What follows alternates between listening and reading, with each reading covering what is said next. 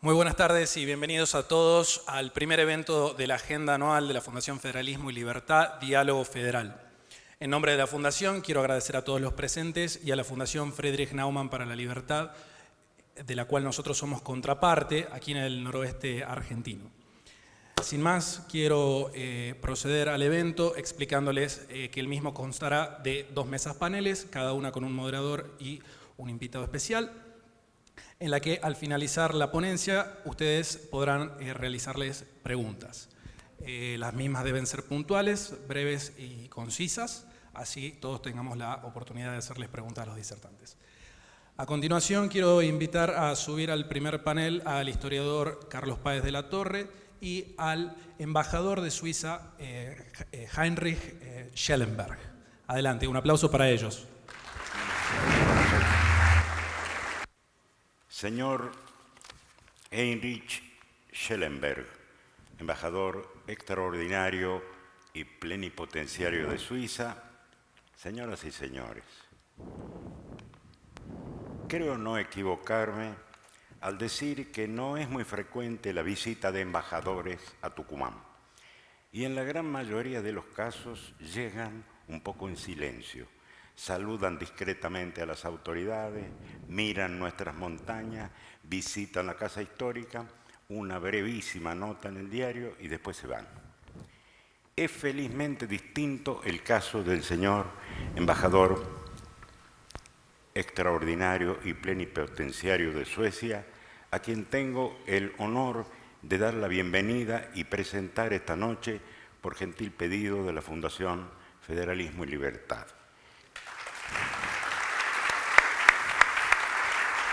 Gracias. Buenas tardes. Es un gran placer para mí estar aquí con ustedes y le agradezco a la Fundación Federalismo y Libertad esta oportunidad que me brinda de hablar de mi país y de hablar de algunas de sus características. De hecho, es mi primera visita a Tucumán, espero que no sea la última, y llevo tan solamente 5 meses en la República Argentina. En estos meses he tenido ya la oportunidad de conocer alguna que otra provincia, Córdoba, Santa Fe, Misiones, que es donde más suizos hay, después de Buenos Aires. Y esta es la 4ª provincia fuera de Buenos Aires que estoy visitando. Estoy descubriendo el país y esa es una gran oportunidad para mí también de ver más de Argentina, conocer más de Argentina. De hecho, mi trabajo aquí como embajador de Suiza es bastante fácil, porque tenemos relaciones muy amigables, muy amistosas, que remontan muchos años. De hecho, hay una gran colectividad suiza en Argentina. Hoy contamos con unos 16.000 ciudadanos suizos en este país y muchos más que tienen alguna ascendencia suiza, como el historiador Carlos Páez de la Torre. Estimamos que hay como 300.000 argentinos con raíces suizas. Y en los últimos años ha habido un gran acercamiento también entre Suiza y Argentina, muchas visitas ministeriales, un intercambio bastante intenso, al igual que un tratado de libre comercio que estamos negociando entre EFTA con Suiza por un lado y el Mercosur por el otro lado. Ya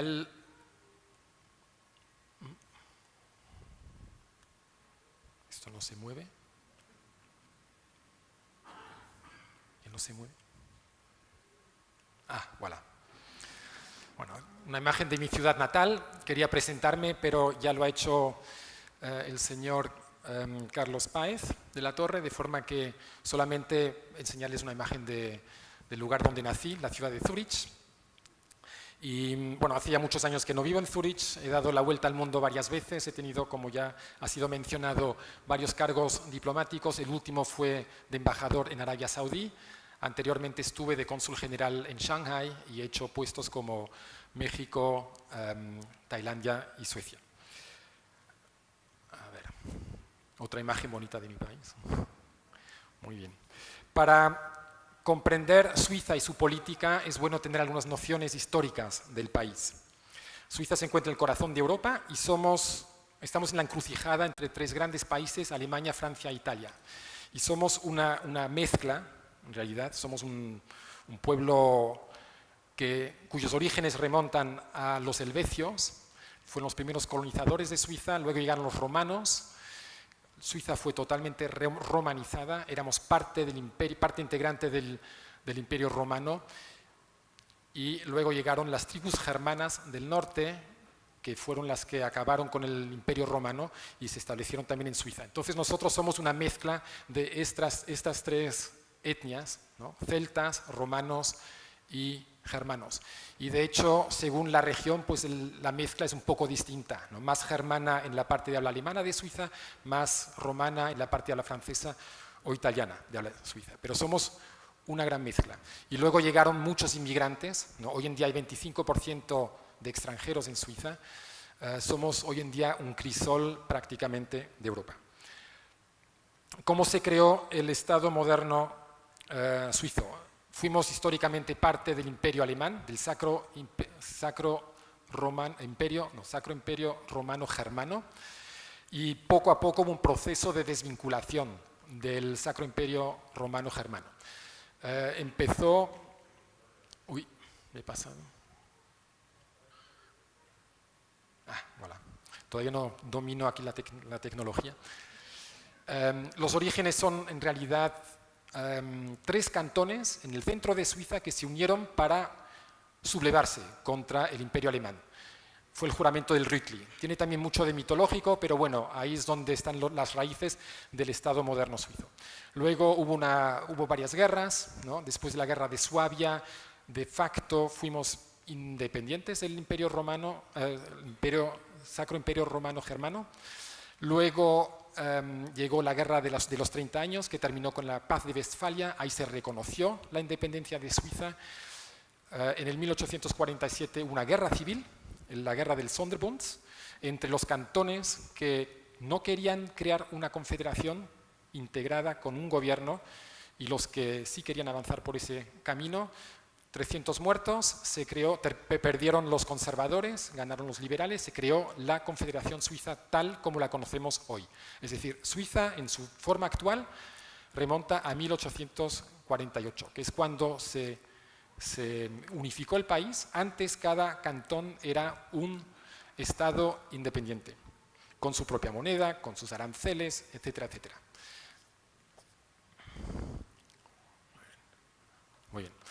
Eso hace que en Suiza el espíritu federalista sea muy pronunciado, muy marcado, porque cada cantón pues, tiene su propia identidad, su propia historia, y por eso tenemos 3 niveles de gobierno, bueno, algo que Argentina también conoce. En el caso suizo, bueno, es el gobierno federal, nacional, el de los cantones y el de los municipios, ¿no? ¿Cómo están organizadas las autoridades a nivel federal? El pueblo suizo elige al Parlamento. El Parlamento es bicameral, igual que aquí, la Cámara de Diputados y el Senado. Bueno, se llama de otra forma, pero es una especie de Senado en el cual están representados todos los cantones. Cada cantón tiene 2 representantes en el Senado. Y es el Parlamento federal quien elige al gobierno federal, que tiene 7 integrantes. Y también al Tribunal Federal. Bueno, ese es el Parlamento Federal.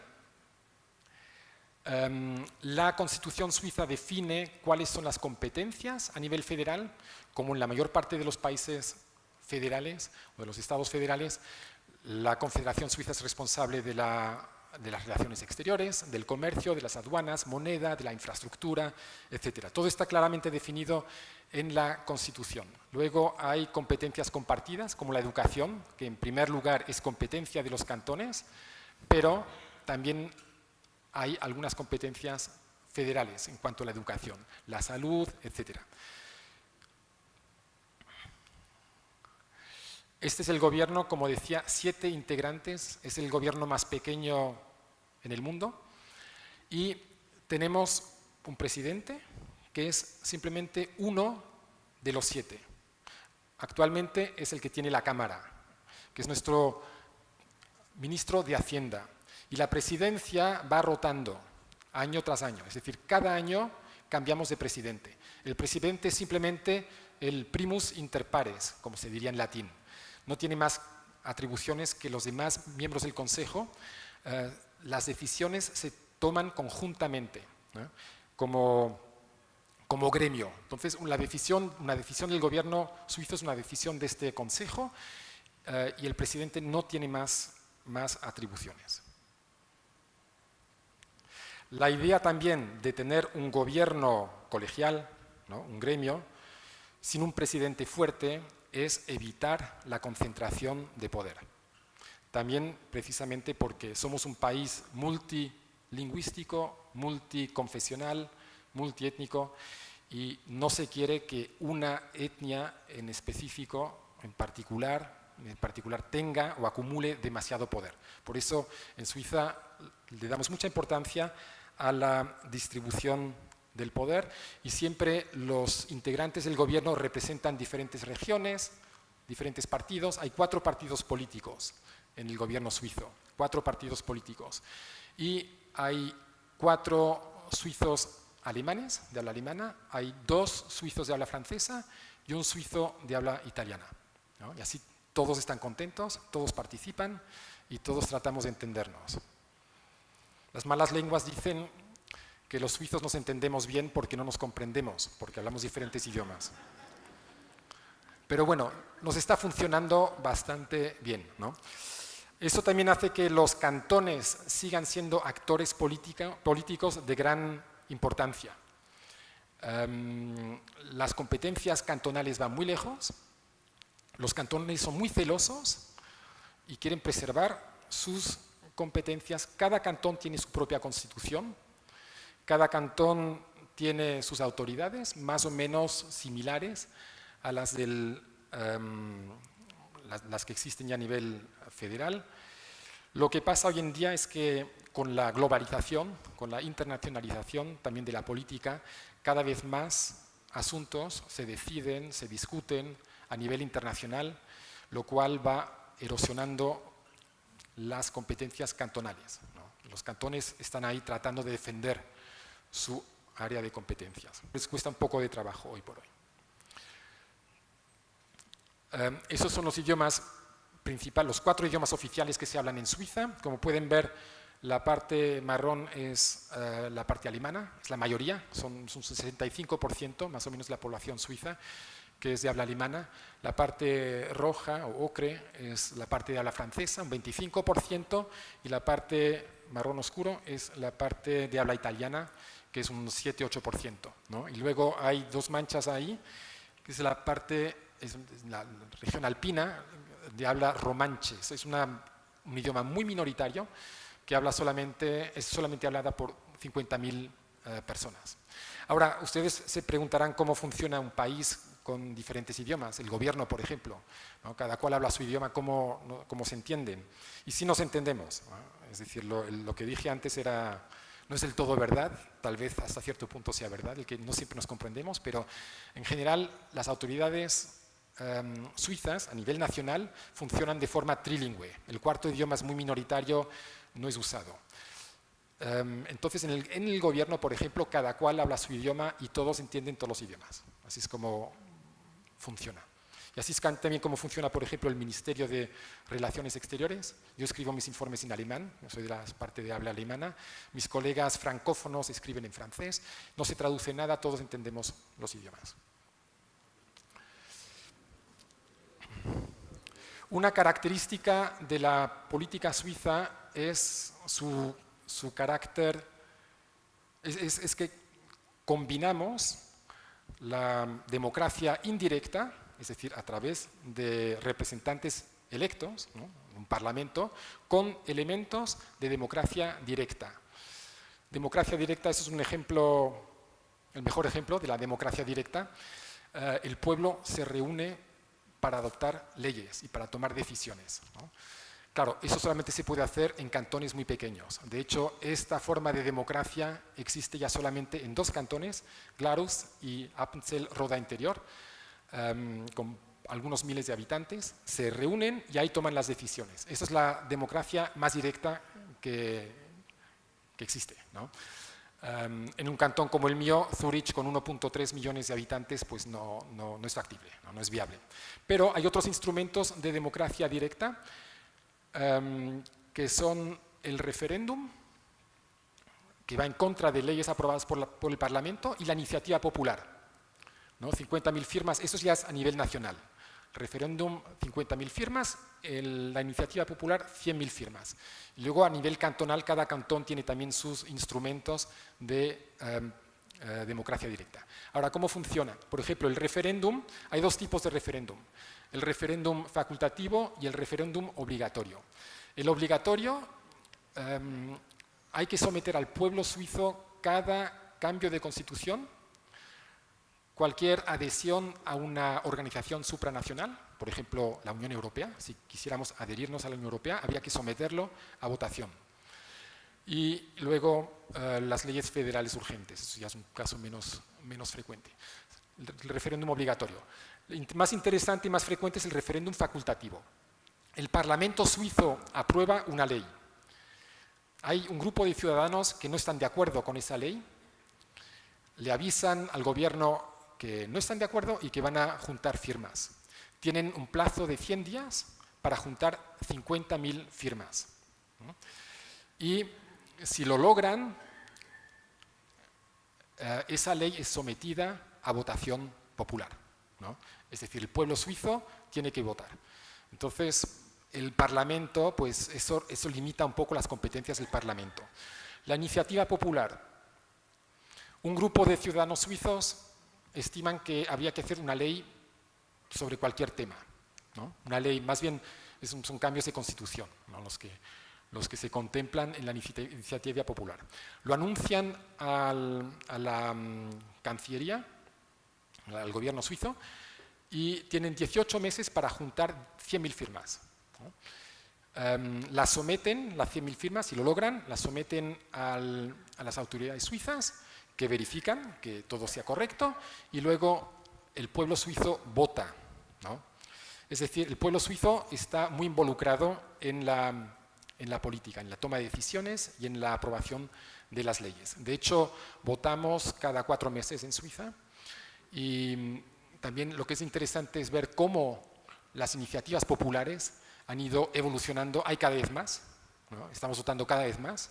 Hay gente que dice, bueno, no podemos manejarnos así, ¿no? Esto ya es una locura, estamos votando constantemente, pero finalmente funciona bastante bien. Es un instrumento bastante popular. Lo que también hay que ver es que las 50.000 firmas para el referéndum y las 100.000 firmas para la iniciativa popular son cifras que fueron fijadas hace 150 años, ¿no?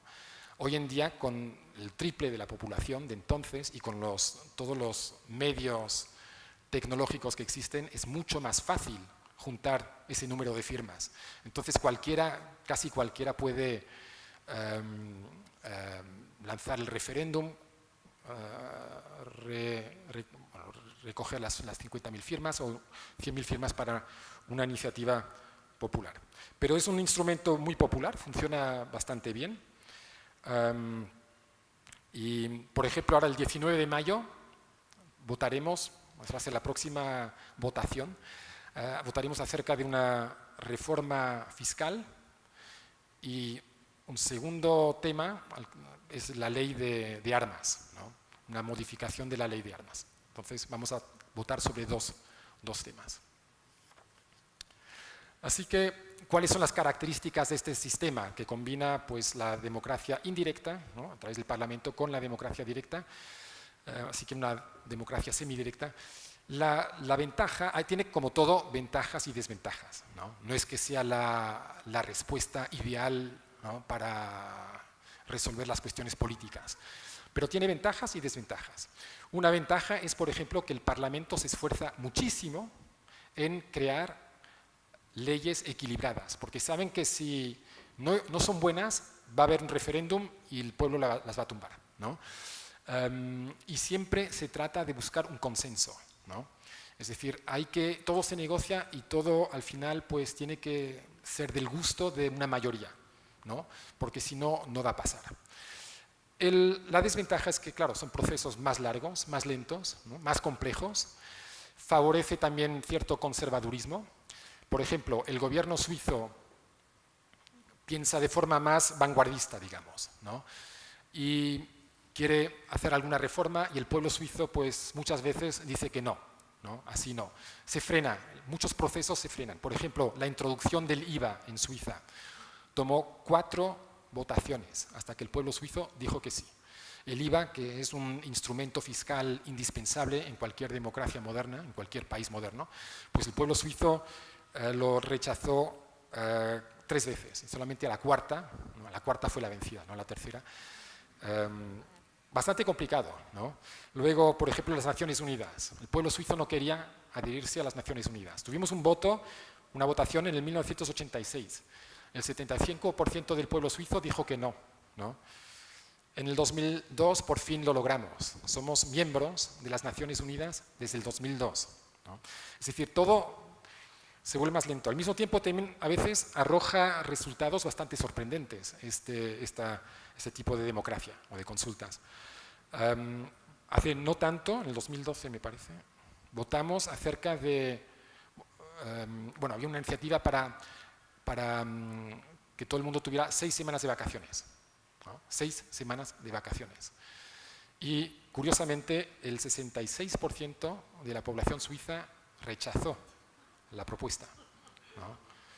Parece un poco curioso, pero bueno, eso muestra que el pueblo suizo era consciente de que ampliando el número de semanas de vacaciones íbamos a perder nuestra competitividad, ¿no? Y que eso iba a afectar mucho a la economía, ¿no? Luego también votamos hace no mucho acerca de un salario mínimo para todo el mundo, no solamente para los empleados, sino para todo el mundo, y también fue rechazado, ¿no? En el 1989 votamos acerca de la abolición de las Fuerzas Armadas suizas. Y el 35% de la población suiza votó que sí, a favor de la abolición de las Fuerzas Armadas, lo cual fue un pequeño shock para el gobierno y para el ejército, porque pensábamos que era algo indiscutible, ¿no? Y de repente realizamos que sí había un porcentaje bastante elevado de suizos a favor de que ya no hubiera Fuerzas Armadas. Muy bien, ahora brevemente voy a hablar de la neutralidad, que remonta 5 siglos, en 1515, cuando Suiza quería convertirse en gran potencia europea. Sentíamos que estábamos muy restringidos ahí en los Alpes y buscamos el acceso al mar, es decir, al mar Mediterráneo, por supuesto, no al mar del norte.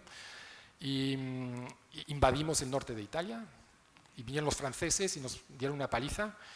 Ahí nos dimos cuenta de que no estábamos hechos para ser una potencia, regresamos a los confines helvéticos y ahí nos quedamos desde entonces. Y de hecho, bueno, luego el Congreso de Viena en 1815 reconoció la neutralidad suiza y de hecho la neutralidad suiza para nosotros es un instrumento de supervivencia. ¿Por qué? Somos un país multiétnico, multiconfesional, multilingüístico. En Europa ha habido muchos conflictos y Suiza pues se hubiera fracturado, se hubiera roto con cualquiera de esos conflictos. Por ejemplo, la guerra de los 30 años, católicos contra protestantes, ¿no?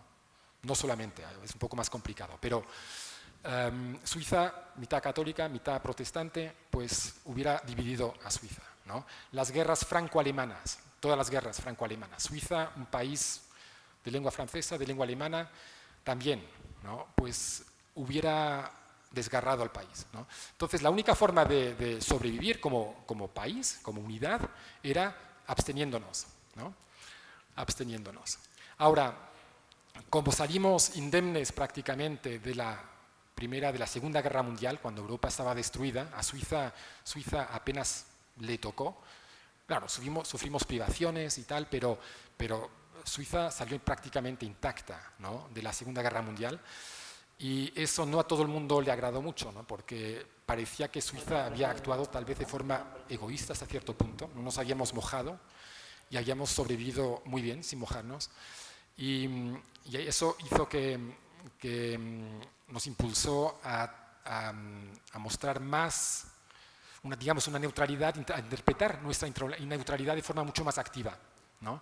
Sobre todo con ayuda humanitaria, brindando ayuda humanitaria, ¿no? El CICR, el Comité Internacional de la Cruz Roja, es una institución creada en Suiza, en Ginebra, muy importante para nosotros, pero también los buenos oficios que Suiza ofrece mediación, representación de intereses entre países que han roto las relaciones diplomáticas. El último ejemplo yo lo pude vivir en Arabia Saudí, con Irán. Nosotros representamos a Irán en Arabia Saudí y a Arabia Saudí en Irán. Eso es algo bastante reciente. Y bueno, lo último es que incluso estamos ahora presentando nuestra candidatura al Consejo de Seguridad de las Naciones Unidas. Es decir, interpretamos nuestra neutralidad de forma activa. Conclusiones: nuestro sistema político es sui generis, yo creo que es único en el mundo.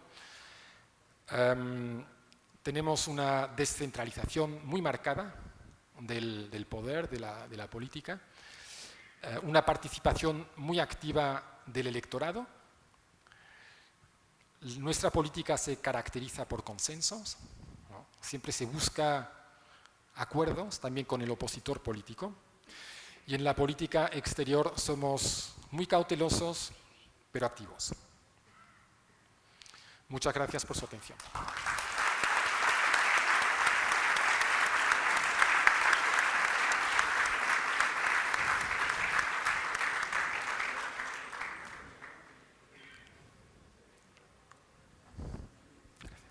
Bien.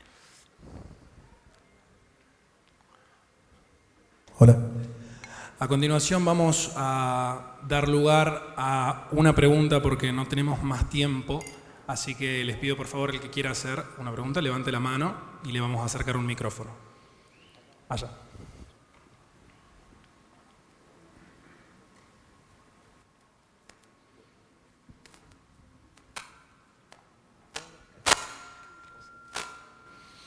¿Qué tal? Mucho gusto. ¿Cómo le va?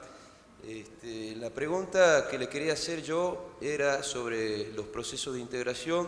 ¿Cuál es su opinión sobre Suiza antes y después de adherirse a la Unión Europea? ¿Y cómo piensa usted que funcionaría un proceso de integración como la Unión Europea aquí en Latinoamérica para que el Mercosur pueda generar un vínculo más fuerte entre los países miembros y pueda lograr de cara al futuro una especie de unión latinoamericana? Muchas gracias. Bueno, Suiza no es un buen ejemplo de integración, puesto que el pueblo suizo se rehúsa a entrar en la Unión Europea. Es un debate que tiene lugar ya desde hace décadas en Suiza. Y una parte de la población está a favor de que nos adhiramos a la Unión Europea, pero la mayoría de los suizos no, está en contra. Y de hecho somos como una isla, ¿no?, en la Unión Europea, rodeados de la Unión Europea. Yo pienso que la construcción europea es un modelo fantástico, ¿no? Yo personalmente soy muy pro-europeo. Ahora, yo también entiendo que en Suiza hay mucha gente que siente que nos va muy bien fuera de la Unión Europea y además, aunque simpatizamos con esa construcción en sí, pero yo creo que el precio a pagar, ¿no?, en caso de adherirnos a la Unión Europea sería bastante elevado, porque muchos de estos instrumentos políticos que he descrito aquí pues quedarían en entredicho, ¿no?, peligrarían. Y eso es algo que los suizos no quieren. La moneda, estamos muy apegados a la moneda, ¿no? Y hay muchos obstáculos, ¿no?, para que Suiza entre a la Unión Europea. Y no hay una mayoría, sencillamente una decisión como esa la tiene que tomar el pueblo, ¿no?, en un referéndum obligatorio. Y el pueblo suizo, no hay mayoría alguna que se designe, que se perfile, ¿no? A la vista, no hay ninguna mayoría. Entonces, lo que hemos hecho ha sido negociar 120 acuerdos bilaterales con la Unión Europea, los cuales nos dan un acceso casi indiscriminado al mercado europeo, ¿no?, a los europeos también a Suiza, ¿no?, hasta, por ejemplo, la libre circulación de personas. Cualquier europeo puede establecerse en Suiza, trabajar, y nos va muy bien con este arreglo que tenemos con la Unión Europea, pero políticamente no estamos dentro, ¿no?, lo cual hace que muchas decisiones tomadas en Bruselas las tengamos que que aceptar, ¿no? Adoptar nosotros de forma autónoma en cierto modo, pero para no discriminarnos, autodiscriminarnos en cierto modo, pues tenemos que seguir muchas de las cosas que hace la Unión Europea. Así que como modelo de integración no valemos realmente. Como modelo de solución pragmática, ¿no? Pues sí, es una solución muy pragmática y que funciona, ¿no? Para darle un final a este panel, quiero invitar al presidente de la Fundación Federalismo y Libertad, el señor José Guillermo Godoy, quien le dará un reconocimiento al embajador Heinrich Schellenberg.